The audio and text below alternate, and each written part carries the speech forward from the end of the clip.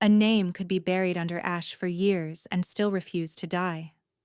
It lived in the way a woman carried silence without bowing, in the way a child lifted his chin when others told him to look down, in the stubborn pulse of blood that remembered old vows even when every record had been rewritten. Arabella had learned that truth in the servant corridors of Valewood House, where kindness was rationed, rank was everything, and people like her were expected to vanish into labor until even their own reflections forgot them. By the first week of midwinter, her hands were split at the knuckles from lye and cold water, her shoulders ached from hauling stock pots, and sleep came in fragments no longer than a candle mark. The kitchen cellar smelled of yeast, ash, and wet stone, and the warmth from the ovens never reached the cot where she and Kaelin slept. He curled against her every night, 5 years old and all elbows and solemn eyes, whispering stories about wolves made of moonlight, because he had never seen a real ceremonial shift from close enough to feel safe. She always tucked his left sleeve down before dawn, always checked the seam twice, always hid the crescent and thorn birthmark on his shoulder as if cloth alone could defy fate. Mistress Hedra, the head cook, snapped a towel against Arabella's arm when she moved too slowly. "Unnamed girls do not pause," she said, voice sharp as bone. "You stir, you scrub, you carry. You do not think." Arabella lowered her gaze. "Yes, mistress." In the scullery, two housemaids laughed softly as she passed. "Kennel girl walks like a lady still," one said. "Someone should tell her blood fantasies do not rise from mop water," the other replied. Arabella kept moving, jaw tight, a stack of trenchers cutting into her palms. Kaelin sat on an upturned flour barrel near the far wall where she could see him between tables. He swung his legs and watched her with the calm attention that made older women uneasy, as if he was measuring what they were afraid to say aloud. When Hedra turned away, he slid from the barrel and trotted over with a crust of bread he had saved.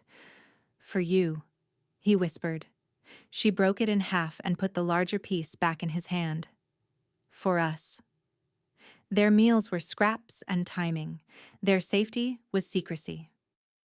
At dusk, the estate steward, Garin Vale, entered with a tally board and that sour expression he wore when he wanted someone to absorb his temper. He stopped beside Arabella, checked the ledger, and clicked his tongue. 3 casks not racked, 1 corridor unswept, and your pup found near the upper stair again. Do you think this is a charity house? He leaned closer, breath smelling of bitter roots. You were taken in as labor. Keep him out of sight, or I move him to stable duty. Arabella's pulse kicked hard. He is 5. Then he can carry tinder, or chains if someone bids enough. Her grip tightened on the ladle until pain shot through her wrist. He is my son. Garin smiled without warmth. He is whatever this estate says he is. Kaelin took 1 step toward her, and she gave him the smallest shake of her head. Stay. Be still. Live. That night, after the kitchen fires were banked and the last pan stacked, she unrolled the ragged blanket beneath the stair and held Kaelin while he slept. Her back burned where old lash marks crossed from shoulder to hip, pale ridges that ached in damp weather and in memory. She listened to the house settle into noble quiet above them, distant laughter, music from the winter hall, boots on polished galleries she was not permitted to touch. The contrast was so complete, it felt like 2 kingdoms built in one skeleton of stone. I am so tired of asking to exist, she thought, the words striking her with frightening clarity. I am so tired of making myself small so he can stay safe. If I bow any lower, there will be nothing left of me for him to recognize. She had one hidden inheritance, folded into the lining of her work apron. A brittle scrap torn from an old blood registry, stolen months ago from the record room when Garin sent her to dust shelves no servant was meant to read. Dark Hollow, female issue, unnamed for protection. The ink was faded, The lower seal burned away, but the family sigil remained clear enough to cut her breath short whenever she looked at it. Crescent and thorn. The same mark slept on her son's shoulder. At moonrise, the summons bell rang from the upper floor. Hedra came down the corridor in a rush. "Boy!" she barked, pointing at Kaelin. "Bring him. Lady Arabella wants hot mulled milk sent to the East Solar, and she has taken a liking to seeing the little one serve. Smile if you know what is good for you." Arabella stepped in front of her son before she could think better of it. "He has a cough. Let me carry the tray." Hedra's face hardened. "Do not set terms with your betters." Garen appeared behind her as if waiting for the moment. "Send the child." Kaelin looked up at Arabella, waiting for instruction. She crouched, smoothed his hair, and kept her voice steady enough to pass. "2 hands on the tray. Slow steps. Do not speak unless asked."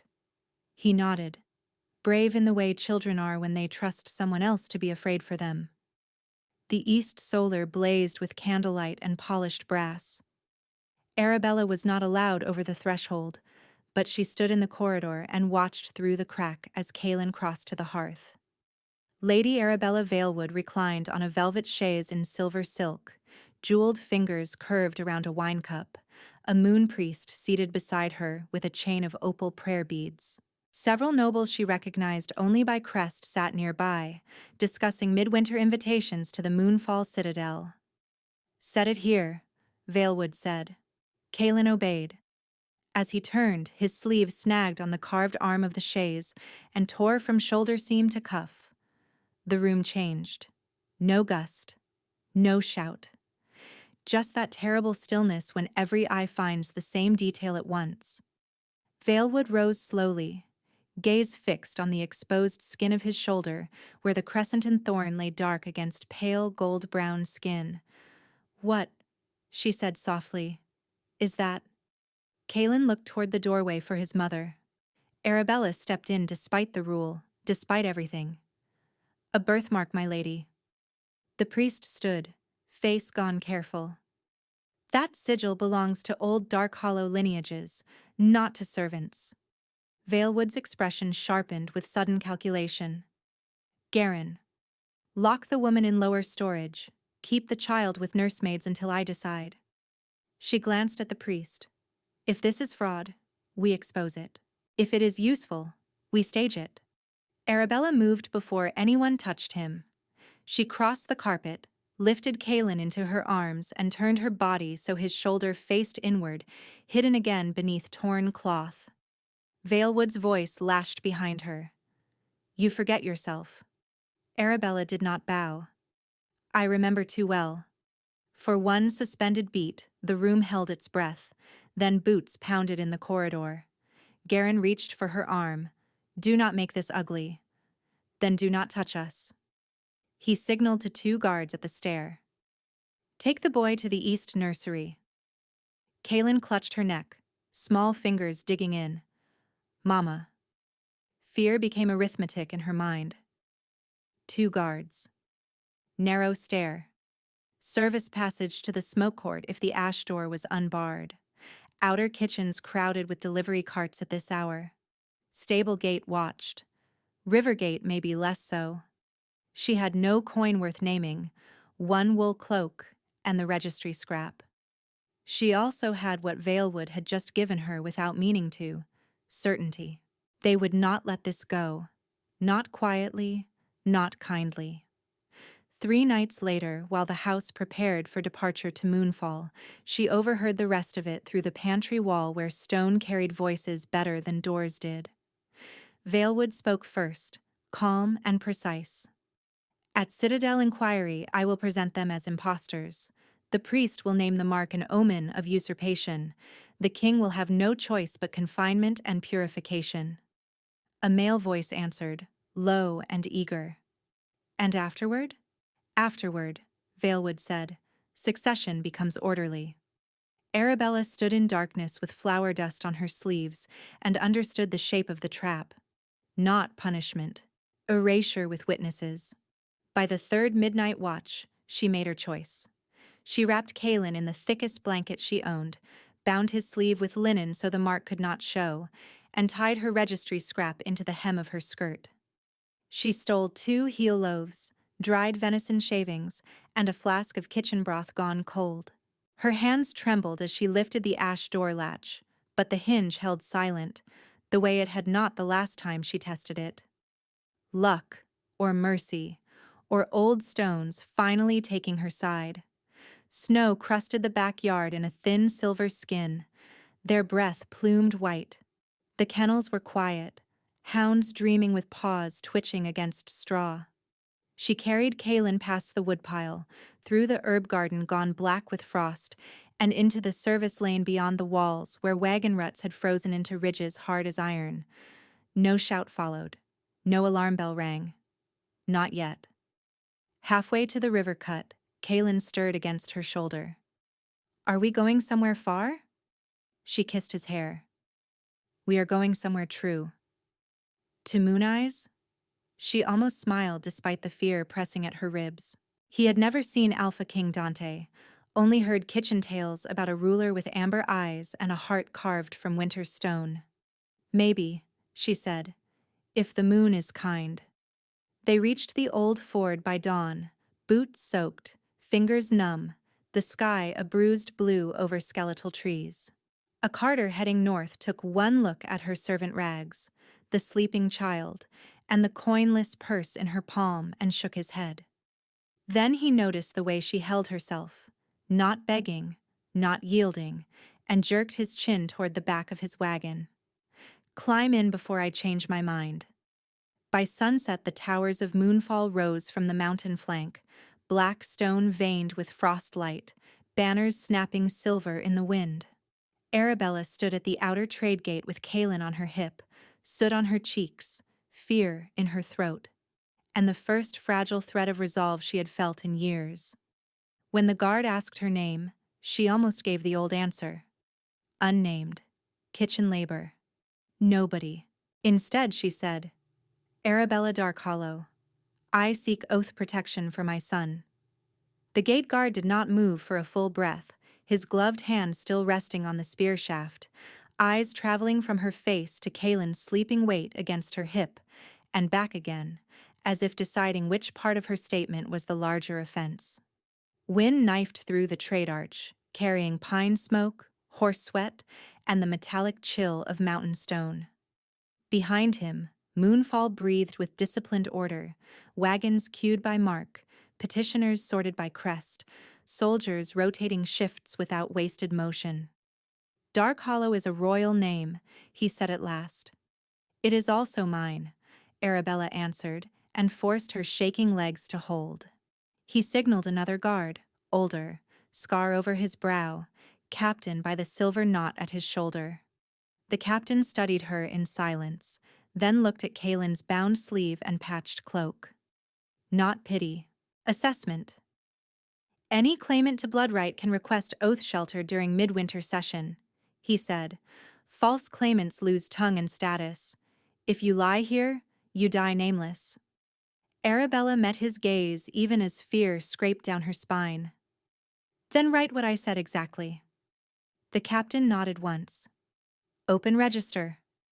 The inner gates swallowed them into a layered world she had only heard described in kitchen whispers. The lower court was all function and stone heat. Black iron braziers, snowmelt channels, barracks walls veined with runic silver. Above it rose the high terraces, where the royal keep watched the mountain pass like a patient beast. Wolves moved everywhere in paired purpose, some in human form with fur-lined armor and old scars, some half-shifted in ritual guard posture, pupils elongated, attention knife-sharp. No one lounged. No one laughed loudly. Power here did not need spectacle. By the time they reached the petition antechamber, Kalen had woken and pressed his face into her shoulder, quiet from cold and strangeness. A clerk in dark blue took her name again, this time with visible reluctance, then stamped wax onto a slate tag and tied it to her wrist. "Petitioners wait until called," the clerk said. "Do not wander. Do not speak to council members unless addressed. Tonight is Oath Feast. Security is heightened. Arabella lowered herself onto a bench beside a brazier, keeping Kaelin between her knees while she rewound the linen over his torn cuff. Her fingers were stiff and clumsy, and when she tried to knot the strip the first time, it slipped free. Kaelin touched her wrist. "You are doing the worried knot," he whispered. She almost laughed, thin and startled by the tenderness of the observation. "Then help me do the brave knot." He held still while she tied it properly. Hours stretched in measured interruptions. A messenger announcing delegation arrivals, guards exchanging coded phrases, distant horns from upper courts as noble houses were admitted. Hunger gnawed at her, but she gave Kaelin the last of the heel bread and told him she had already eaten. He did not argue, only broke off a piece and held it to her lips until she took it. Near dusk, movement sharpened at the chamber doors. A herald in moon-silver livery entered with 2 wardens. By order of the High Table, claimant Arabella Darkhollow will present to the Midwinter Oath Feast for immediate preliminary inquiry. The room turned toward her in one collective glance. Arabella rose with Kaelin's hand in hers and followed before the clerk could change his mind. The feast hall opened like a carved cavern of winter light, all vaulted cedar and black stone columns wrapped in living ivy gone frost-white at the tips. Torches lined the walls, but moonfire chandeliers carried the true glow, pale and relentless, turning every jewel and blade edge into a signal. Nobles occupied the terraced tiers by rank, wolves and humans intermingled by house custom, while at the far end on the raised dais stood the throne of Darkhollow ironwood, ringed by ancestral runes that looked almost asleep in the floor. And in front of that throne, receiving oaths, with the stillness of a drawn bow, stood Alpha King Dante Darkhollow. He was taller than rumor, broader through the shoulders, dressed without ornament in black leather and a winter mantle clasped at one collarbone by a crescent and thorn brooch. His face held the hard composure of a male accustomed to betrayal disguised as diplomacy. Yet his gaze, when it swept the hall, missed nothing. Arabella felt it pass over her like the shadow of a hunting hawk and move on. A steward announced her in a clipped voice. Murmurs broke instantly. "Petitioner with contested blood claim," someone said. "In servant rags? With a child?" Arabella kept walking, chin level, Kaelin close. They had reached the center mosaic when his worn boot caught a raised seam in the stone. He stumbled. She caught his elbow, but the force tore through the linen wrap at his shoulder. Cloth split from cuff to neck. The birthmark lay bare under moonfire. Crescent and thorn, dark as ink. Unmistakable. Sound collapsed out of the hall. On the dais, Dante went utterly still, as if every muscle had locked around a shock he refused to show. His attention fixed on Kaelin's shoulder, then lifted to Arabella's face with unsettling precision. Not accusation. Recognition buried under discipline. Lady Arabella Valewood rose from the left noble tier in silver silk. Fury and opportunity mingled so seamlessly they looked like devotion. "Your Majesty," she called, voice carrying clear to the rafters. "This is treason theater. That woman served in my household under probationary labor. She stole registry scraps and trained the child to display a forbidden sigil." A priest in opal beads stood beside her and raised both palms. The omen aligns with usurpation patterns recorded in pre-accord texts. The court must quarantine and test. Kaelin had gone very quiet. Arabella stepped in front of him, one hand braced across his chest. "He was born with it," she said, and the effort to keep her voice steady tasted like iron. "No one drew this mark. No one taught him blood." Valewood's smile was thin. "Then submit to cleansing rites at dawn, if you are so certain." The king descended one step from the dais. The hall watched him the way prey watched stormlines gather over open ground. When he spoke, he did not raise his voice. "Until dawn judgment, the claimant and child will be confined under royal seal. No priestly rite, No private questioning, no handling of the child without my direct order. Valewood turned toward him, controlled outrage cracking at the edges. Your Majesty, delay invites factional unrest. Noted, Dante said. Two wardens approached. Arabella crouched to Kalen, touching his cheek. Stay beside me. Eyes on me. He nodded, small jaw set hard. As they were led from the hall, she looked back once. Dante had not moved from the step, but his gaze followed them with a focus that felt less like surveillance and more like an unanswered question. The lower corridor to the holding cells smelled of damp granite, old ash, and wolf musk rubbed into iron bars by generations of prisoners who had survived or failed by the same narrow margins. Their cell was cleaner than Valewood's root cellar had ever been, which was a bitter kind of mercy. A pallet, a pitcher, one barred window too high to see through. Kalen curled against her side as soon as the bolt slammed. Are we in trouble? He asked into her cloak. Yes, she said, because he deserved truth. She smoothed his hair until his breathing slowed. But trouble is not the same as ending. Night deepened by increments marked only by changing guard steps and the fading warmth of the corridor braziers. Arabella sat wakeful with her back to stone and listened for signs she could use. How many guards at turn? Which hinge squealed? Whether Valewood had bought anyone on this level. Her body ached from travel, hunger, and tension wound too tight for too long. Yet under the exhaustion, another awareness had begun to build, low and insistent, like distant thunder felt through the ribs instead of heard. By moonrise bell, the corridor had gone still enough that she could distinguish one approaching stride from another. Not the paired rhythm of wardens, one set, unhurried, heavy with authority that did not need witnesses. Heat pulsed beneath her skin, abrupt and startling. Her instincts sharpened to a fine edge. Kalen stirred in sleep at the same moment her pulse kicked into a new rhythm that did not feel entirely her own. The footsteps stopped at their bars. Dante stood there alone, cloak thrown back, torchlight tracing the hard planes of his face.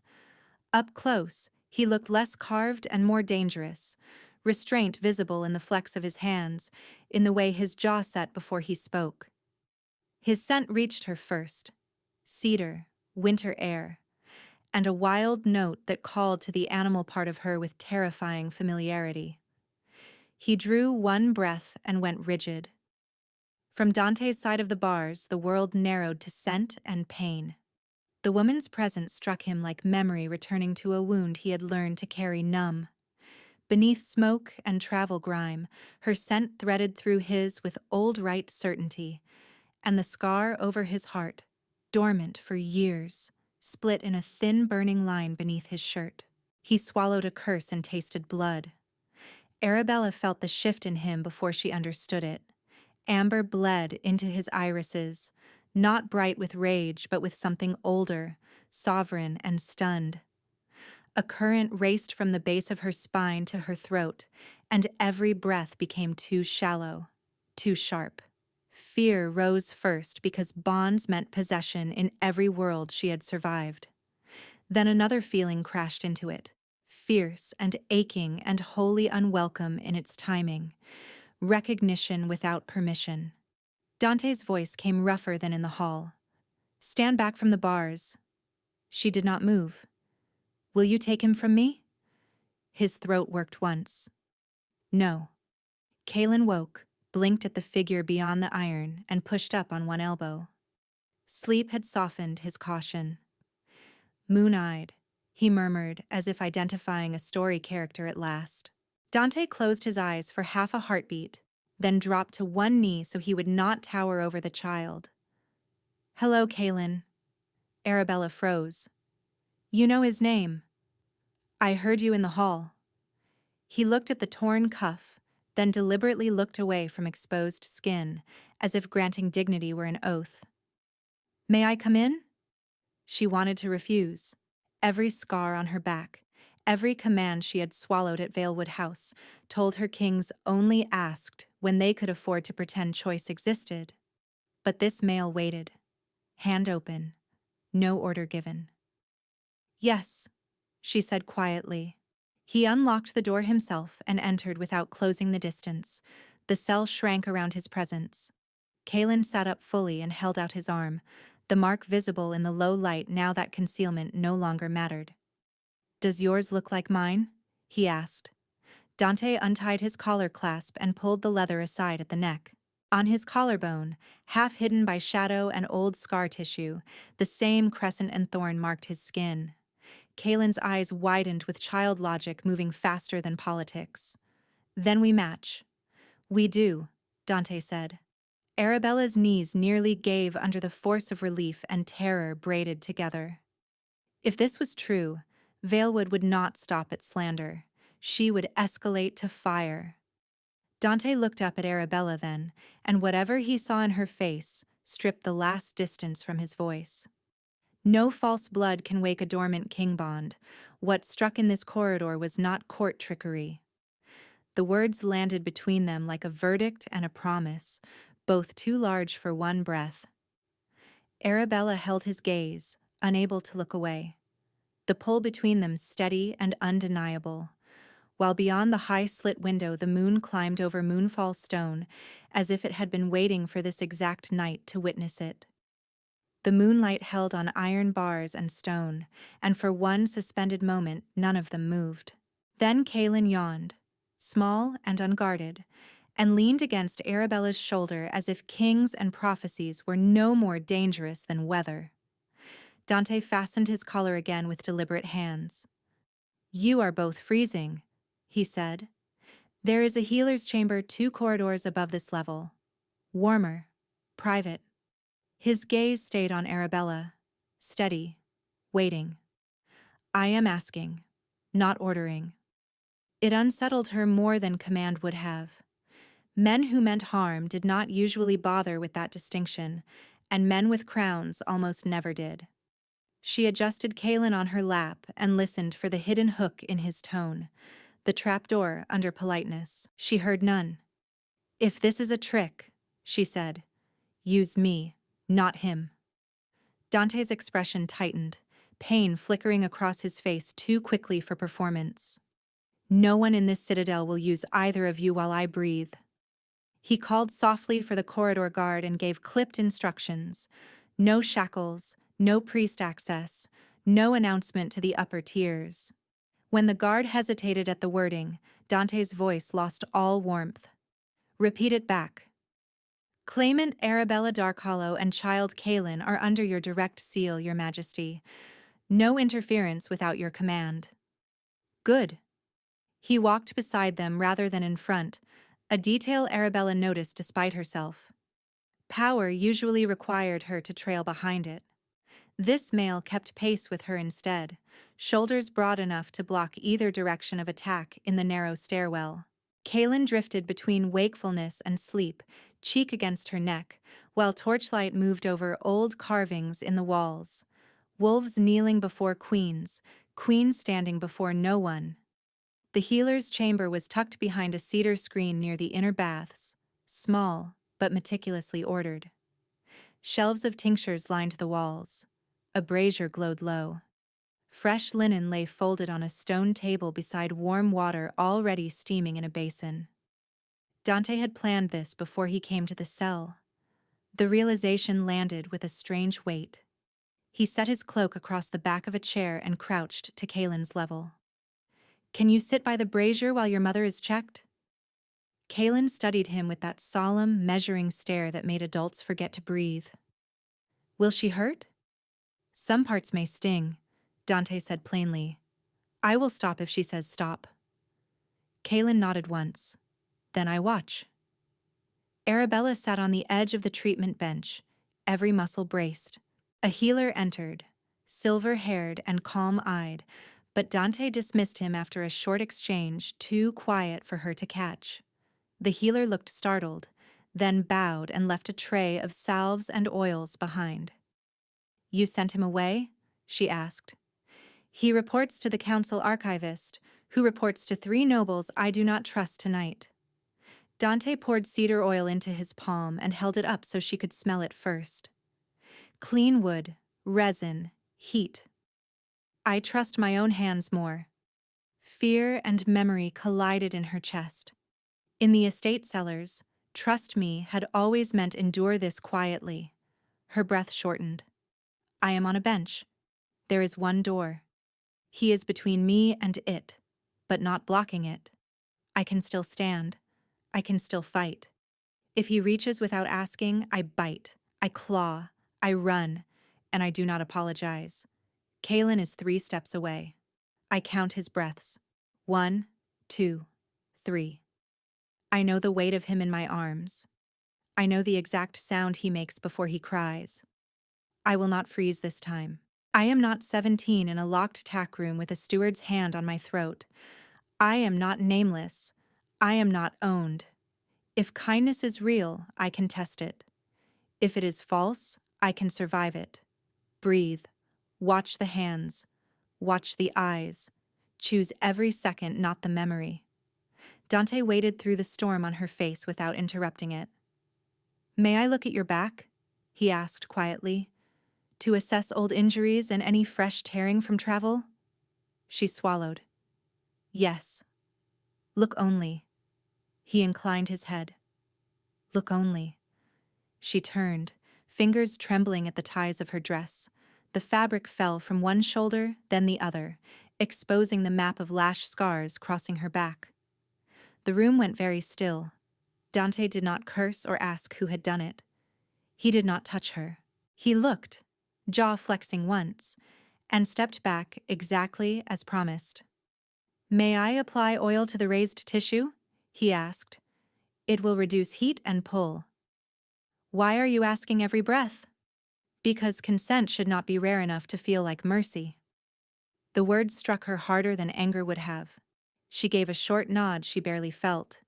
His touch was careful, almost clinical, but never cold. He spoke before each contact, named where his hand would move, paused when she flinched, withdrew when she needed space. No grabbing, no correction, no impatient grip forcing stillness. Kalen watched from the brazier, knees tucked to his chest, eyes heavy but vigilant until Dante looked over and said, "You are doing your guard duty well." That earned the smallest ghost of a smile from the boy. When he finished, Dante draped his cloak around Arabella's shoulders, thick wool and fur smelling of cedar and snow. "For the corridor," he said, "too many eyes in this keep." She gathered the cloak closed, confused by the ache forming behind her ribs. "You do not even know if I am telling the truth." "I know what a forged fear looks like and what a real one costs," he replied.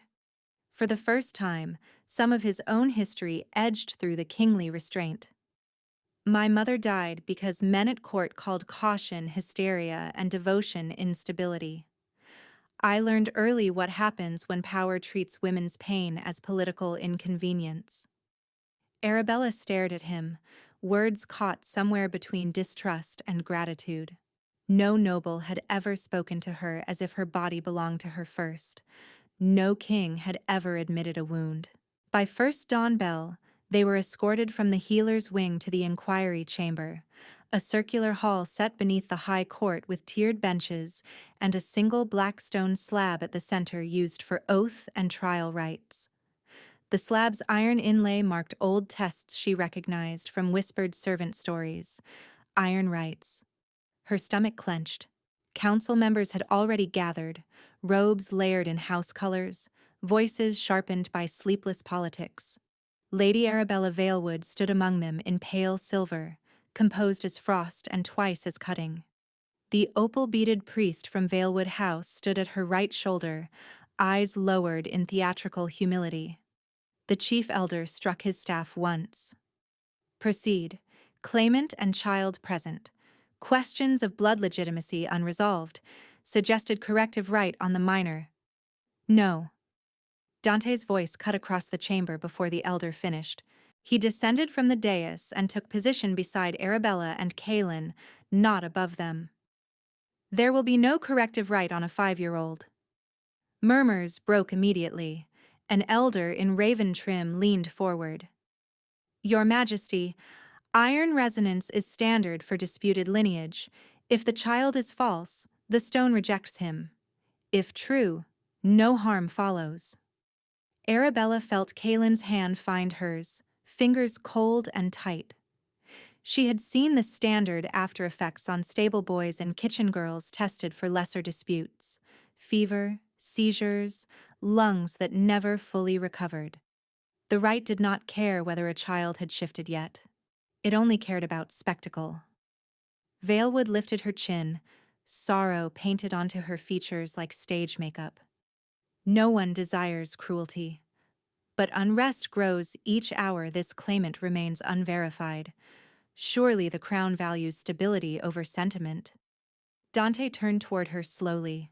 His gaze went feral in a way that made even seasoned counselors still their breath. Do not mistake restraint for uncertainty, Lady Valewood. The priest stepped forward with palms raised. By temple precedent, the moon demands purification where omens threaten succession. Dante moved before anyone else did, one stride placing his body between Kaylin and the black stone slab. Any hand raised against this child will be treated as a hand raised against the crown. His voice was low, carrying to every tear without effort. That is not metaphor.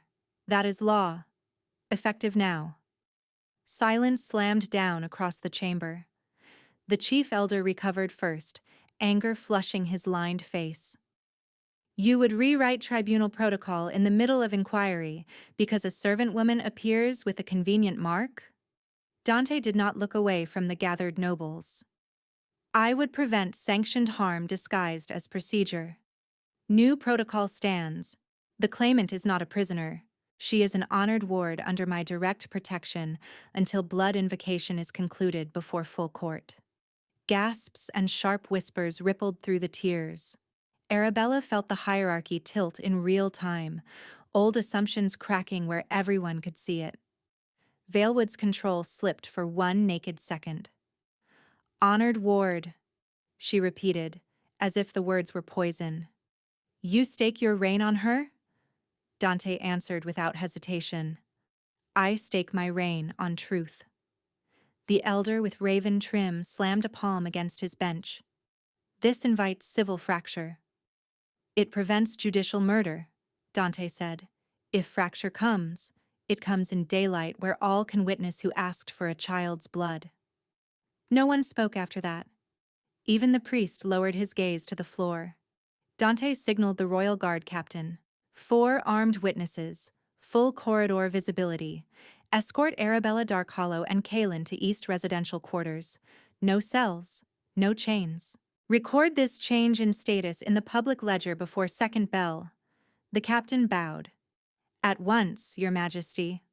Arabella stood motionless, trying to understand what had just happened. Public reversals in courts like this did not get undone quietly. Dante had not only shielded her son, he had wagered authority, alliances, and perhaps half his council to do it where everyone would remember. As the guards formed around them, Kaylin looked up at Dante. Are we still in trouble?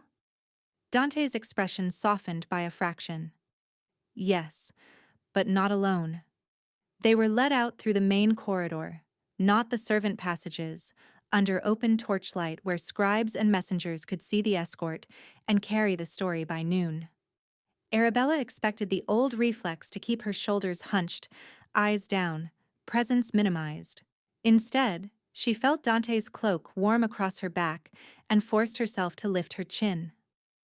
At the turn toward the east wing, she glanced over her shoulder. Dante remained in the inquiry doorway, speaking to no one, watching until she and Kaylin passed beyond sightline. He looked like a male prepared for war and weary of it, a king who had chosen a line and would not step back over it. The tight knot behind her ribs loosened by a degree so small it might have been missed by anyone else. She noticed. For the first time in years, lowering her guard did not feel like surrender. It felt like the beginning of choice. At the turn toward the east wing, the escort changed from tribunal steel to household guard, cloaks marked with the crescent and thorn in silver thread instead of black iron. The distinction should have comforted her. It did not.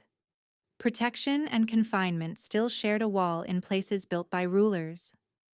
Arabella kept Kaelin close as they crossed into a quieter corridor where cedar lamps burned low, and thick rugs muted footsteps. Their assigned rooms were modest by royal standards, but vast compared with the cellar cot she had left behind.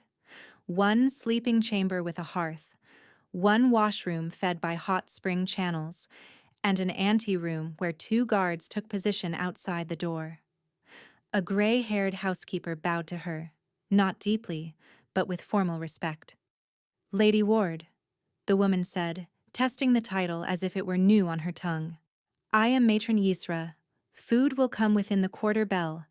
If you need anything, ring once for service, twice for guard." Arabella almost corrected her, almost said, "Do not call me lady." The word still felt stolen.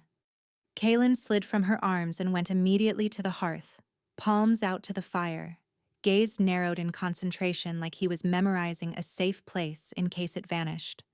When the door shut, silence settled in layers, no shouted orders, no clatter of kitchen pans, no mocking laughter in the next corridor. Her body did not know what to do with quiet that did not precede punishment. Kaelin turned, serious as always. "Are we staying?" "For tonight," she said. He accepted the uncertainty with a small nod and began untying his boots. She crouched to help, and when her fingers brushed the torn cuff at his shoulder, fear climbed back into her throat with fresh teeth. That mark had moved them from invisibility to the center of a kingdom's succession crisis in less than a day. She kissed his temple anyway and told him to wash. The food arrived on covered trays with no delay. So did a message stamped in royal wax. "Council convenes at second bell. Remain in secure quarters. Do not accept unsupervised rites, medicine, or blessings from temple delegates." Signed, D. Dark Hollow. Arabella read it twice, then a third time. "Do not accept medicine." The warning was specific enough to chill her. She had just set the note aside when raised voices drifted through the vent grill high in the anteroom wall, faint but clear where the old stone carried sound from the adjacent gallery. She motioned Kaelin toward the bedroom and stood beneath the vent, every sense sharpened. Lady Valewood spoke first, low and furious. "He humiliates the council for a kitchen stray and her whelp, then expects me to smile through it." The moon priest answered, each word smooth as polished bone. "Rage is less useful than sequence. We proceed as planned. The omen declaration is ready.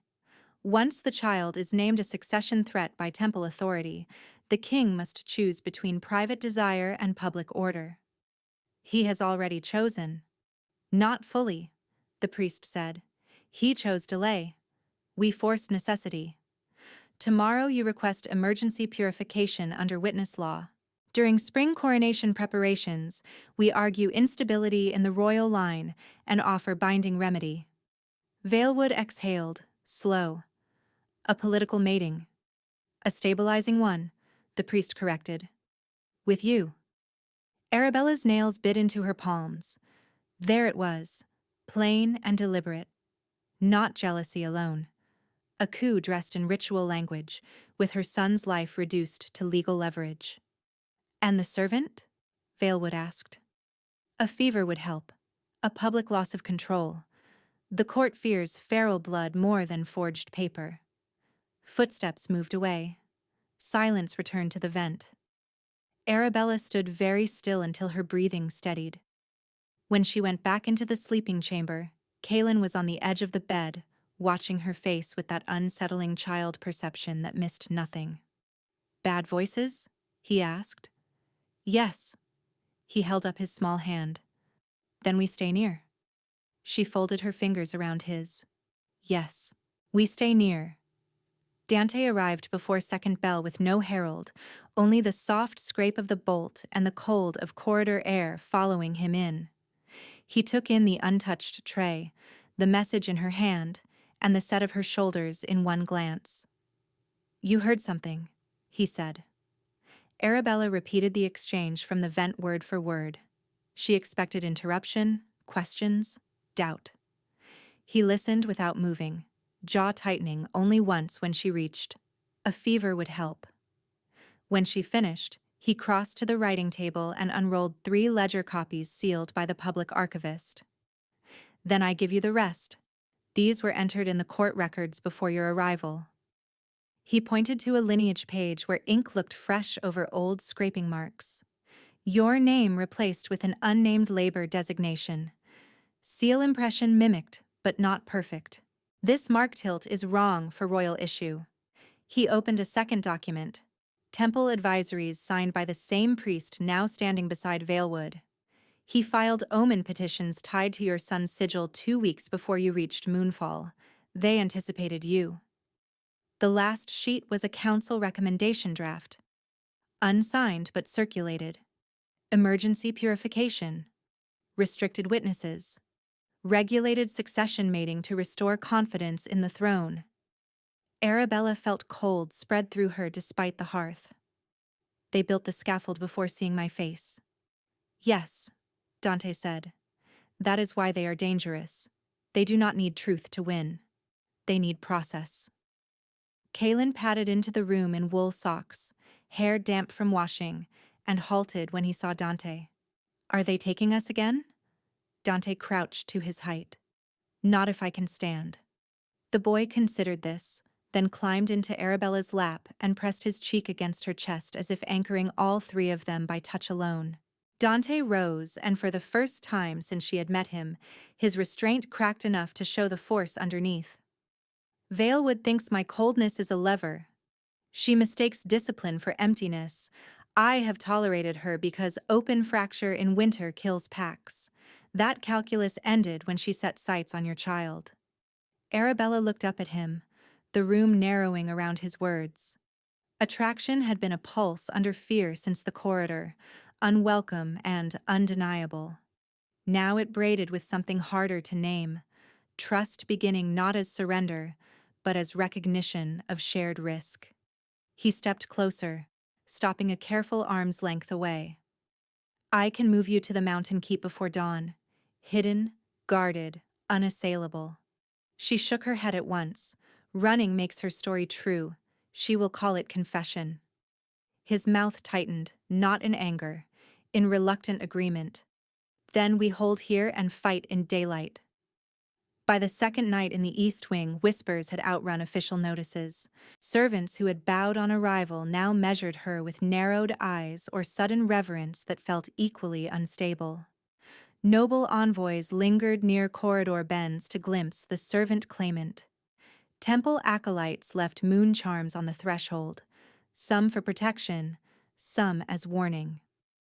Pressure came from all directions, polite and relentless. Dante built a counterweight 1 decree at a time.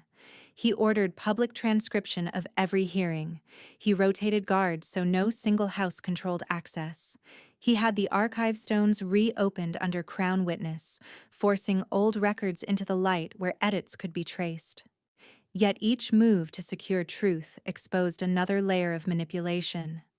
Valewood had spent months buying functionaries who never imagined they were serving treason. 3 days passed before Captain Rellan returned from Valewood House with confiscated estate ledgers and sworn statements from 2 dismissed clerks. The clerks had not been brave. They had been underpaid and frightened. Still, their testimony mapped the scheme in cruel detail.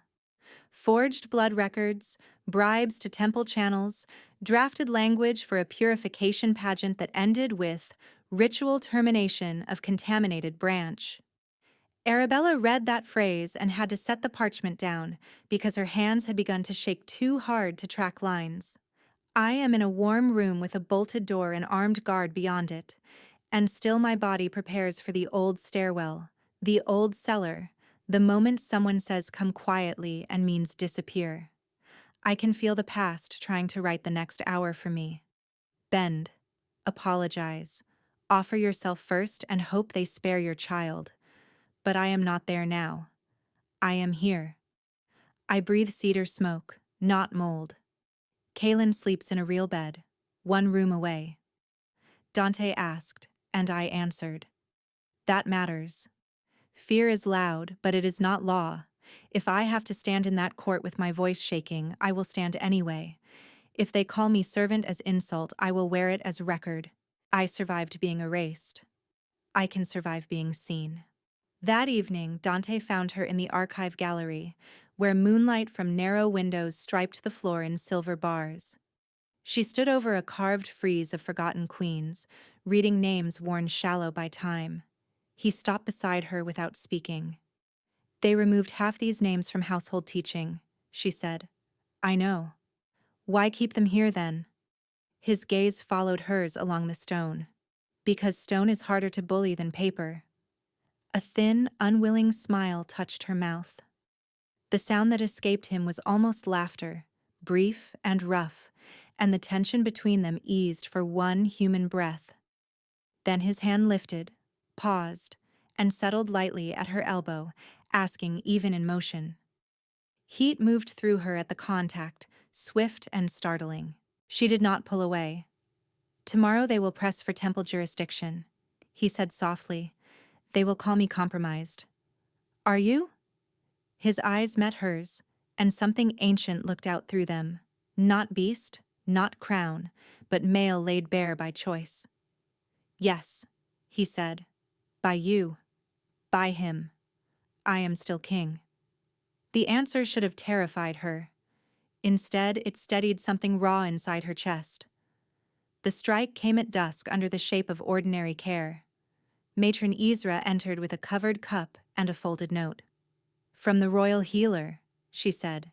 A tonic for scar inflammation and sleep, signed and sealed.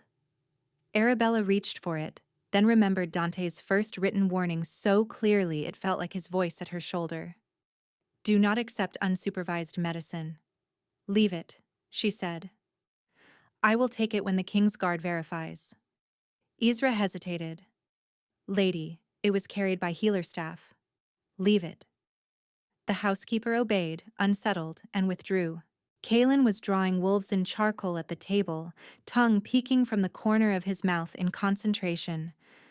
Arabella turned the cup in her hands and caught a scent beneath mint and honey, faint but wrong, bitter green and metallic.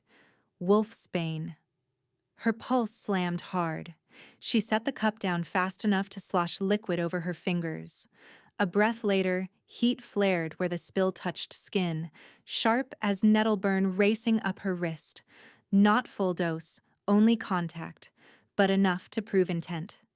She shoved the cup away, grabbed a cloth, and scrubbed her hand until the skin reddened. Kaylin, to me. Now. He came instantly, eyes wide. A crash sounded in the corridor, then shouting. The door burst open under guard protocol, not attack. Captain Relland stepped in with Dante directly behind him, both moving at speed. Dante's gaze landed on Arabella's hand, then the cup, then her face. Did you drink it? No, spill only. He took her wrist, brought it to his nose, and swore under his breath. Wolfsbane extract masked. Relland, lock the wing. No one in or out. Seize healer channels and detain every courier who touched that tray. Relland spun and barked orders down the corridor. Arabella's knees wavered as delayed pain hit, a hot tremor crawling from wrist to shoulder. Dante guided her into a chair and poured neutralizing salve over the burn with controlled urgency. From the courtyard below, temple bells began to ring, not the hour chime but the rapid sequence used for public summons. A herald's voice rose through the open stone vent, amplified by ritual horn. By authority of the Moon Temple and petition of Lady Arabella Valewood, Emergency Purification Tribunal convenes at moonrise. Claimant Arabella Darkhollow is charged with unstable blood manifestation and threat to succession. Child witness to be surrendered for protective holding pending right. Kaylin made a small sound and pressed against Arabella's side. Dante went still in the way he had in the feast hall, all motion drawn inward toward violence held on a leash. When he spoke, each word landed like iron. They poisoned you, then rang the bells to call it proof. Arabella forced herself upright through the pain needling up her arm. Then we do not hide. Outside, the bells kept striking, faster and louder, and the whole citadel began to move toward moonrise.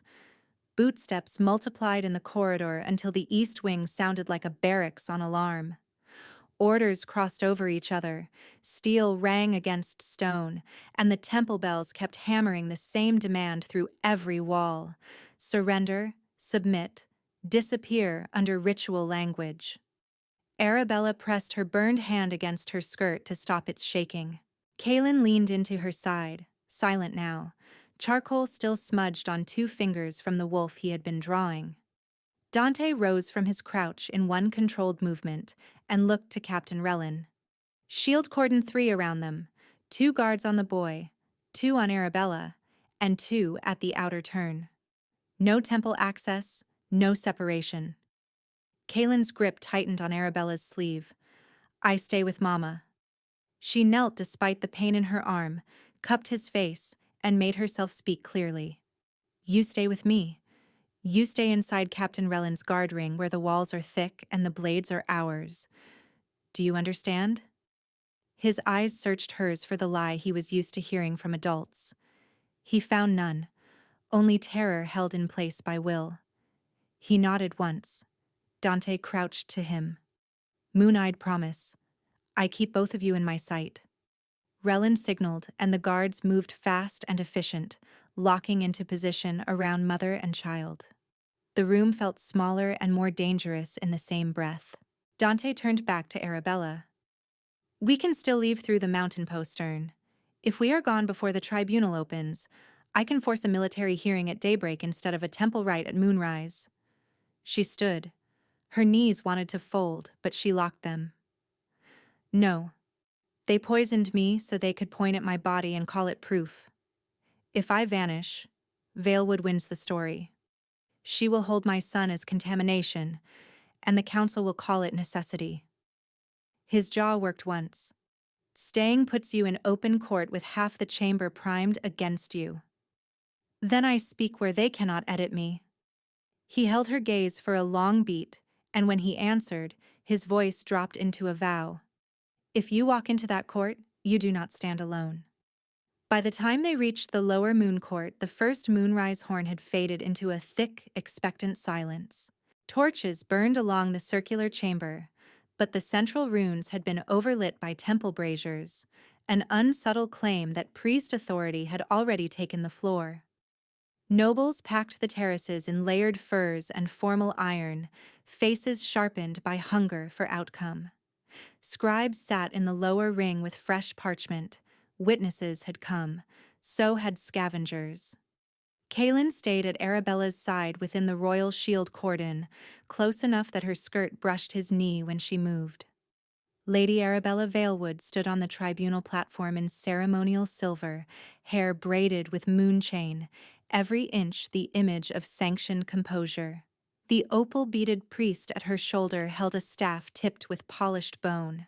When Arabella entered with Dante at her side, a wave moved through the room, not words at first, only that collective intake of breath when rumor stepped into flesh.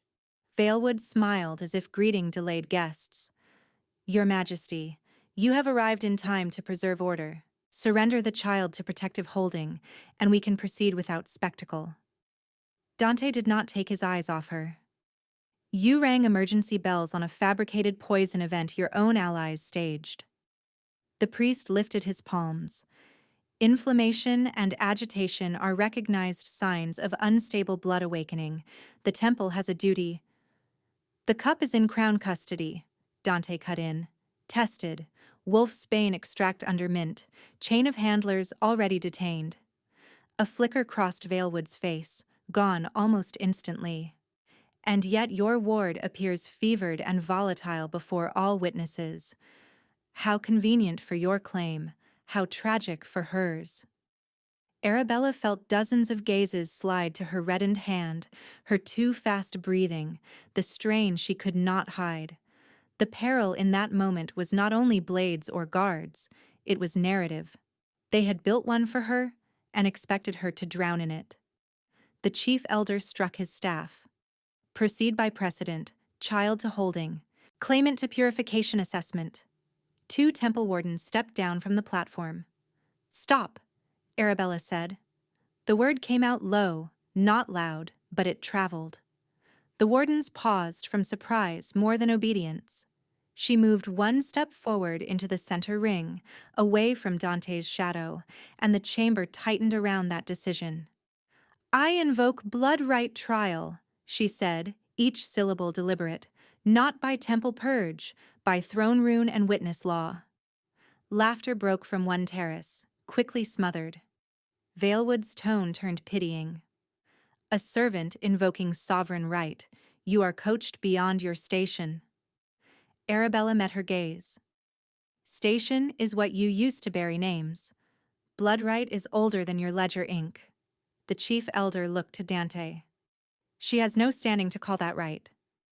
Dante's answer was immediate. Any claimant with disputed royal sigil has standing if the crown accepts witness burden. I accept. The priest's composure cracked. That right has not been opened in generations. The runes are dormant. Arabella stepped toward the throne stone. Then let them sleep if I am false. A murmur tore through the tears. Dante moved with her, close enough to catch if she fell, not close enough to eclipse the choice. Relin kept the shield cordon tight, and Kaelin remained just behind her left shoulder as she reached the black stone circle at the center. Cold rose through her boots like winter water. She could feel the old carvings beneath soot and ceremonial wax, waiting under neglect. I am shaking. I can hear it in my own teeth. I can feel where the poison kissed skin and tried to write madness into my pulse. I am still here. The room wants me small, apologetic, grateful for procedure. No, not tonight. My son learned to sleep in cellars without crying because I told him quiet keeps us alive. I told him to fold in around himself and take up less room in a world that hunted names. If I fold now, he inherits that shape. If I stand, maybe he inherits another one. Fear can stand beside me. It does not get to steer. She took the ceremonial blade from the stone lip before anyone could object, sliced her palm, and pressed blood to the central rune. Pain shot bright and clean through her hand. For one heartbeat, nothing happened. Then the carved crescent under her palm drank the blood and answered. Silver fire raced through the inlay and branching lines, leaping ring to ring across the chamber floor. The temple braziers guttered, their smoke driven backward by a surge of colder, older power. Gasps broke into shouts as dormant sigils along the walls woke in sequence, wolves and queens and oath knots igniting in pale flame that burned without heat. Valewood took one involuntary step back. Arabella turned. Kaelin. She lifted her uninjured hand toward Dante. He gave a sharp signal to Relin. Bring him forward. Relin moved the inner guard pair with the boy from the shield cordon to the edge of the awakened circle, never breaking protection. Safe. Visible. Arabella knelt and held out her uninjured hand. Kaelin came to her without hesitation. She touched his marked shoulder through the torn cloth, looked once at Dante, and received a single nod. Witness with me, she whispered to her son. Together they pressed his shoulder to the awakened stone. The crescent and thorn on his skin lit like moon metal, not blinding, but undeniable. The chamber answered with a deeper resonance, a low hum underfoot, and the wall sigils flared brighter until carved archive grooves hidden in the outer ring began to project moving light across the opposite stone. Ledger pages, seal impressions, temple petitions, bribe oaths spoken in private rooms now rendered in silver script for every witness. The distinctive tilt in the forged royal seal magnified across 20 feet of wall. The opal priest's own signature appeared beneath an omen declaration dated 2 weeks before Arabella reached Moonfall. A transcript of servant testimony from Valewood House scrolled in runic light, including the phrase, "ritual termination of contaminated branch." The court erupted. Nobles shouted over one another, some demanding silence, some calling for arrest, some still trying to claim sorcery. Temple wardens surged forward. Arabella shifted. It was not full wolf, not the clean transformation of trained fighters, but a hard, sudden emergence of claw and fang and instinct sharpened into defense. Her nails lengthened into hooked talons over Kaelin's shoulder as she stepped between him and the advancing wardens. A low growl tore from her chest before words returned. "No one touches him." The wardens halted, not from fear alone. From the runes still burning at her feet, from the king standing just behind her with his own power rising like storm pressure, from the visible proof spilling across sacred walls they could no longer deny. Arabella lifted her blooded hand and began to recite, voice rough but steady, names carved in the archive frieze no one taught anymore. Queen Elsan Darkhollow, Queen Maera Thornbound, Queen Elise of the Winter Accord, Queen Sarah, who bound the famine pacts, Queen Nalia, who wrote witness law. You erase them in lessons. Stone remembered. Each name struck the chamber like a bell note. With each one, another carved figure on the wall brightened. Valewood's composure shattered at last. "Seize her!" she screamed. "Now! End this before." She moved at the same time, silver skirt snapping as she lunged down from the platform with a narrow ceremonial dagger drawn from inside her sleeve, aim fixed on Arabella's throat. Dante intercepted her in 2 strides. Steel rang once. He caught her wrist mid-arc, twisted, and the dagger skidded across stone. Valewood cried out, more fury than pain, and clawed for his face with her free hand. He drove her to the floor and pinned her shoulder between his forearm and the tribunal step. Controlled force. No wasted motion. "Enough," he said, and the word cracked through the hall. Valewood fought the hold, hair torn loose, silver chains broken across her bodice. "He was meant to choose me, not a kennel girl." Arabella stepped forward, claws retracting as she forced the shift back under her skin. Blood still ran down her palm, her voice carried to every tear. "He chose truth, and I chose to stop kneeling." The chief elder, pale now, stared at the rune archive still displaying bribe chains and falsified seals. "By witness law," he said hoarsely, "the charges against Arabella Darkhollow are void. Temple petition is null. Conspirators stand in treason contempt." The opal priest tried to retreat toward the side exit. Rellen's guards blocked him and stripped the staff from his hands. Dante did not release Valewood until oath iron cuffs were brought and locked around her wrists in full view of the court. He rose, pulled her to her feet, and looked to Arabella. "Blood claimant restored has sentencing voice under awakened right," he said. "If you will take it." The room turned toward her again, but the weight felt different now. Not speculation. Authority waiting to be used. Arabella drew one breath, then another. Arabella Valewood, for forged lineage, attempted ritual murder under temple color, poison conspiracy and attack in open court. I strip your title and house privileges under restored Darkhollow blood authority. Sentence is permanent exile beyond all pack borders under oath iron, return punishable by crown seizure.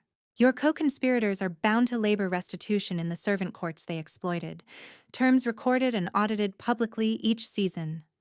Valewood spat at her feet, chest heaving. "You think exile is mercy?" "It is memory," Arabella said.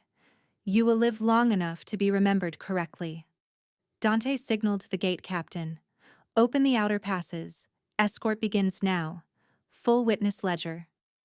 As guards dragged Valewood and the priest from the tribunal platform, the rune fire dimmed from blaze to steady glow, leaving the forged evidence etched into fresh public copies on the scribes' tables. No private revision could touch it now. No quiet disappearance could erase what the whole court had watched. Kalen slipped his hand into Arabella's, warm and solid. Dante came to her other side, not touching until she tilted slightly toward him in consent. Beyond the chamber doors, Moonfall roared with spreading news, but inside the central ring the old stones had already rendered their verdict, and this time the record held. Dante's hand hovered at the small of Arabella's back as the last of the shouting drained from the tribunal chamber, giving her support without steering her. The stones still held residual light under their boots, silver veins dimming one pulse at a time. Kaelin stayed pressed to her side, eyes tracking every guard movement until Relin returned from the outer corridor with 2 scribes and a sealed evidence chest. The Wolfsbane cup, residue cloth, and courier chain statements are logged under Crown seal. Relin said, voice rough from command. Forged ledgers from Valewood House transferred to Archive Vault 3, temple petitions and bribe oaths copied to public record by 3 independent hands. Nothing leaves custody unmarked. Arabella nodded once, because if she spoke too quickly she might break. And the registry scrap from my apron hem. Relin blinked, then looked to Dante. Bring it, Dante said. An archivist hurried forward with gloved hands and a narrow tray. The brittle scrap lay there like a bone rescued from fire, edges burned, crescent and thorn seal faded but intact. Arabella touched it with her fingertips, then placed it beside the restored ledgers herself. The old fragment that had kept her alive in darkness became part of open record in full witness. The chief elder, face hollowed by what the runes had exposed, struck the floor once with his staff. Entered and attested. No private amendment. No private amendment. The words moved through her like warm rain over frozen ground. Kaelin tugged her sleeve. Are we done fighting now? Dante crouched so they were eye level. The dangerous part is finished tonight. The healing part starts now, if your mother agrees. Arabella met Dante's gaze over their son's head. The bond between them thrummed, unfinished and powerful, like a doorway standing open in stormlight. She knew what came next. So did he. Not in secret, she said. Never in secret, Dante answered. By the time the moon reached its highest arc, the sacred stone circle above Moonfall had been cleared and relit for witness right, not spectacle. Snow rimed the outer flagstones, and the pines beyond the wall breathed resin and cold into the night. Torches burned low, leaving moonlight as the primary glow on carved standing stones etched with the same queen's names Arabella had spoken in court. Only those she chose were present. Kaelin wrapped in Dante's cloak at the circle edge, Captain Relin as sworn witness, Matron Isra with her hands folded and eyes wet, and the gray-haired healer whom Dante now trusted after the poison chain had been exposed. No priest, no council crowd. No one hungry for theater. Dante stepped into the circle and removed the clasp from his collar, setting crown iron on the altar stone. A king without regalia. A male asking, not taking. I can wait, he said quietly. Until dawn. Until next moon. Until you tell me yes without fear hiding behind it.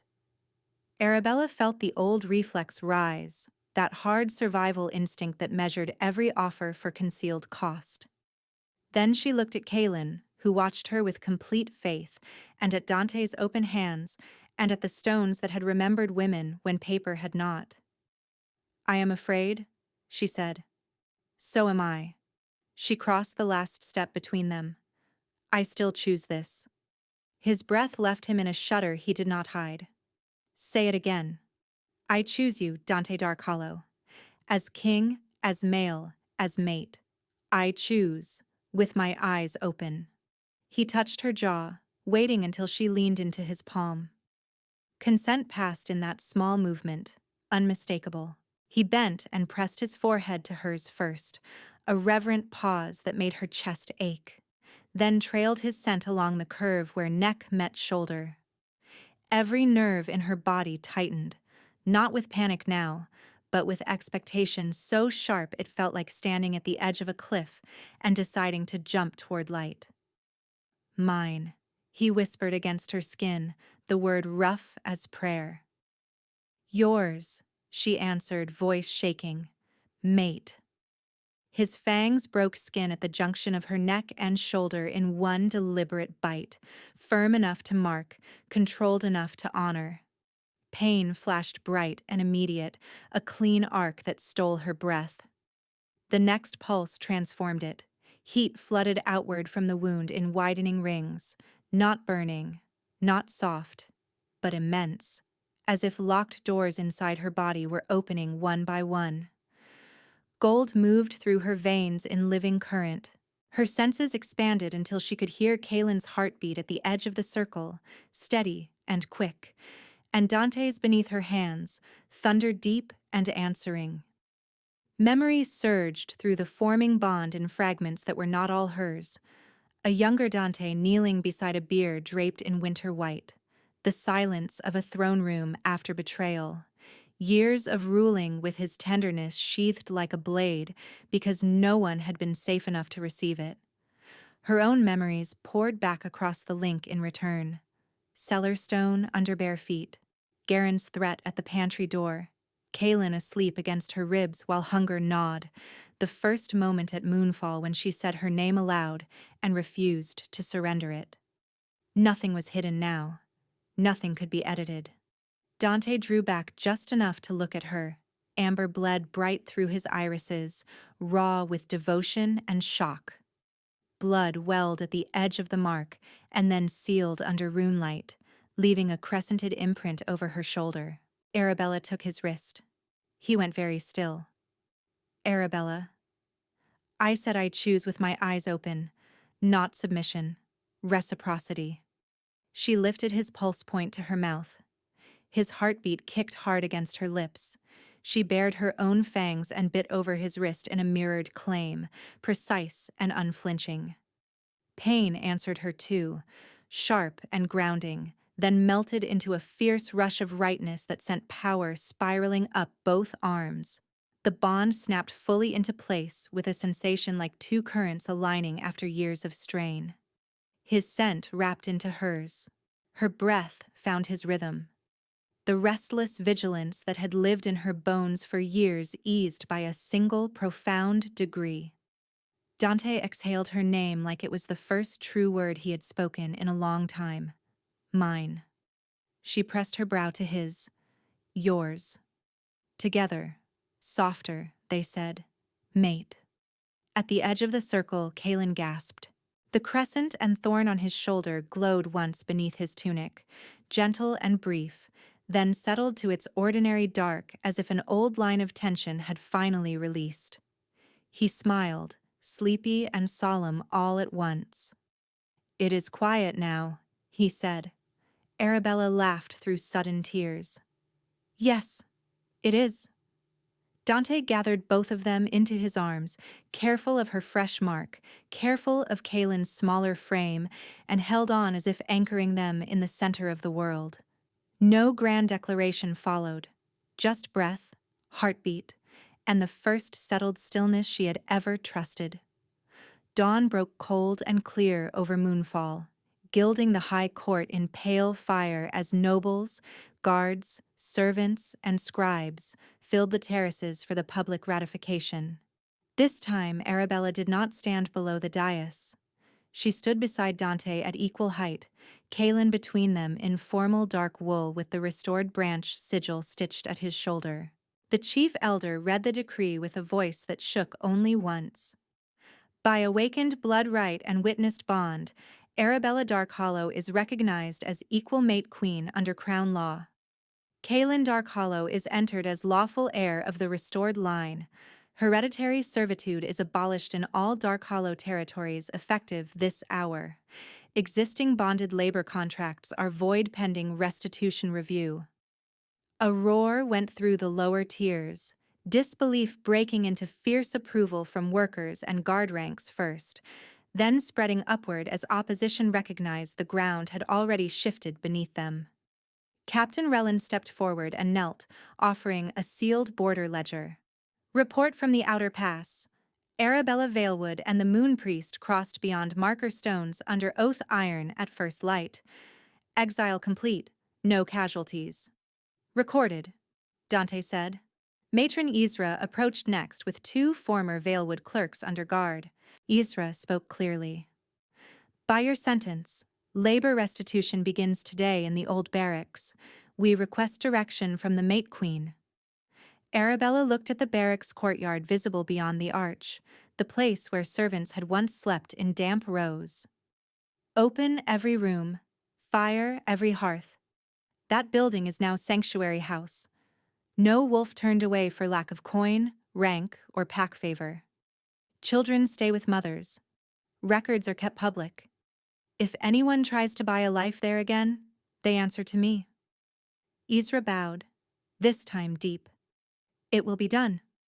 The gray-haired healer raised the tested wolfsbane vial and signed report before the scribe table, then placed both into archive custody with the forged ledgers and Arabella's registry scrap. Evidence closed. Record complete.